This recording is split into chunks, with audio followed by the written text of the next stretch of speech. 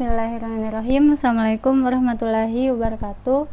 Nama saya Nadia Rahmayani Imran, NIM 1712004-2016, kelas Pendidikan Fisika B Angkatan 2017, akan mempresentasikan hasil review artikel jurnal nasional dalam mata kuliah Kapita Selekta. Baik, bagian-bagian yang akan direview pada artikel jurnal nasional ini, yang pertama judul, kedua abstrak, 3 pendahuluan, 4 metode penelitian, 5 hasil dan pembahasan, 6 kesimpulan, dan 7 daftar pustaka. Yang pertama yaitu judul. Nah, di sini judul yang akan saya review yaitu penggunaan discovery learning berbantuan laboratorium virtual pada penguasaan konsep fisika siswa. Nah, kriteria yang pertama yaitu indikator jurnal yang baik memiliki ISSN. Nah, di sini bisa dilihat terdapat ISSN pada bagian judul jurnal ini, yaitu 2407-6902.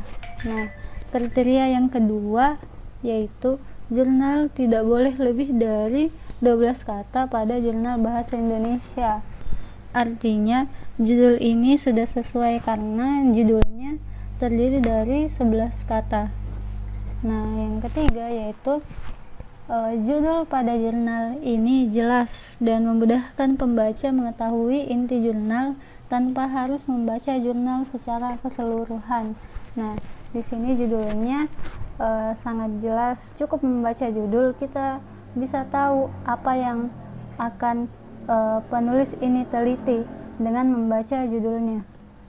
Kemudian di bawah judul terdapat nama penulis jurnal disertai dengan nama lembaga. Di sini terdapat 3 nama penulis jurnal, kemudian di bawahnya terdapat nama lembaganya yaitu Universitas Mataram Indonesia. Nah, di bawahnya lagi terdapat alamat email penulis. Nah, tujuan adanya email penulis ini agar peneliti yang tertarik dengan penelitian ini dapat menghubungi penulis dengan mudah. Selanjutnya yaitu abstrak. Kriteria pertama, abstrak itu haruslah bersifat ringkasan, padat, jelas, dan objektif. Jadi abstrak ini sudah sesuai. Terlihat jelas juga bahwa kata yang dimuat dalam abstrak ini tidak melebihi 250 kata. Nah, salah satu kriterianya abstrak itu dia tidak melebihi 250 kata. Kemudian pada abstrak ini juga memuat tujuan, metode, hasil, dan kesimpulan. Nah, selanjutnya di bawah abstrak terdapat kata kunci atau keywords untuk menjelaskan subjek, objek, dan pembahasan utama dari jurnal. Nah, di sini terdapat 3 kata kunci yaitu discovery learning, virtual laboratory, dan master of concepts. Kita lanjut pada bagian pendahuluan. Paragraf pertama pada pendahuluan berisikan latar belakang masalah dari penelitian ini dan juga ulasan tentang teori yang berkaitan dengan masalah yang diteliti. Kemudian pada paragraf kedua berisikan tujuan dilaksanakannya penelitian tersebut. Nah, di sini juga terdapat pada paragraf ketiga bukti yang mengatakan bahwa jurnal ini akurat, karena di paragraf ketiganya penulis mengutip teori dari sebuah buku dan mencantumkan informasi berdasarkan peneliti sebelumnya. Bagian selanjutnya yaitu metode penelitian. Pada bagian ini peneliti menjelaskan rancangan penelitian yang dilakukan, juga metode pengumpulan data yang digunakan.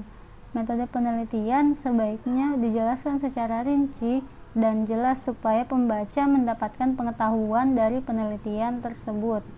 Pada bagian metode penelitian terdapat jenis penelitian, desain penelitian, Nah, pada metode penelitiannya ini, jenis penelitiannya yaitu penelitian kuasi eksperimen, dan desain penelitiannya itu pretest, posttest, kontrol, grup, desain. Kita lanjut, terdapat juga populasi dan sampel pada metode penelitian. Terdapat juga instrumen penelitian dan teknik analisis data. Nah, bagian selanjutnya, hasil dan pembahasan. Pada bagian hasil, penulis menampilkan dan menyajikan data yang sudah berbentuk ringkasan dengan tinjauan dalam bentuk teks, bisa pola, skema, maupun gambar sesuai penelitian. Menyajikan apa yang penulis peroleh pada hasil penelitian. Nah, di sini pada bagian hasil, penulis memvisualisasikan dalam bentuk tabel.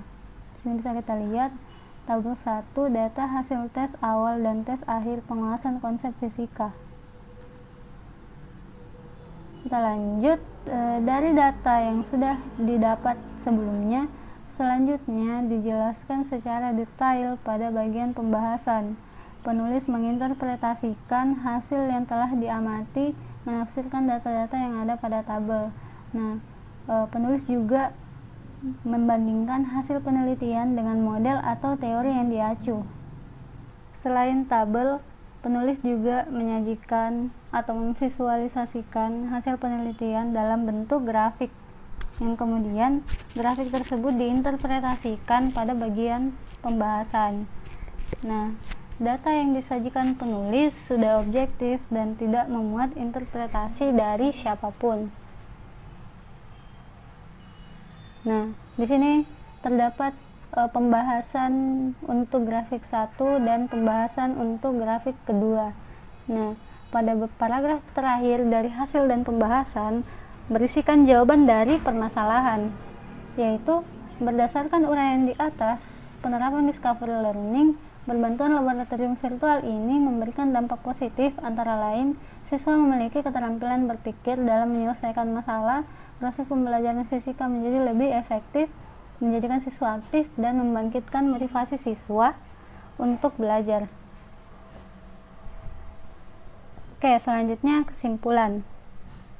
Kesimpulan berisikan pernyataan tentang hasil akhir yang menjelaskan mengenai keseluruhan hasil dari penelitian yang dilakukan, merujuk kembali kepada pernyataan dalam pendahuluan dari setiap data yang diinformasikan. Nah, selain kesimpulan juga berisikan saran yang membangun untuk peneliti selanjutnya. Bagian terakhir yang akan kita review yaitu daftar pustaka. Bagian daftar pustaka merupakan kumpulan dari nama-nama literatur yang kita gunakan sebagai referensi dalam pembuatan jurnal. Dari keseluruhan informasi yang berupa kutipan, kita harus menuliskan daftar pustaka sesuai dengan aturan penulisan daftar pustaka yang baik dan benar. Semua informasi atau kutipan yang didapat peneliti harus ditulis sesuai abjad pada bagian daftar pustaka. Namun, penulis tidak menuliskan sesuai dengan abjad. Artinya, pada bagian daftar pustaka dari jurnal ini, dia belum sesuai dengan kriteria daftar pustaka, yaitu harus ditulis sesuai abjad. Baik, itulah tadi hasil review artikel Jurnal Nasional. Sekian dan terima kasih. Wassalamualaikum warahmatullahi wabarakatuh.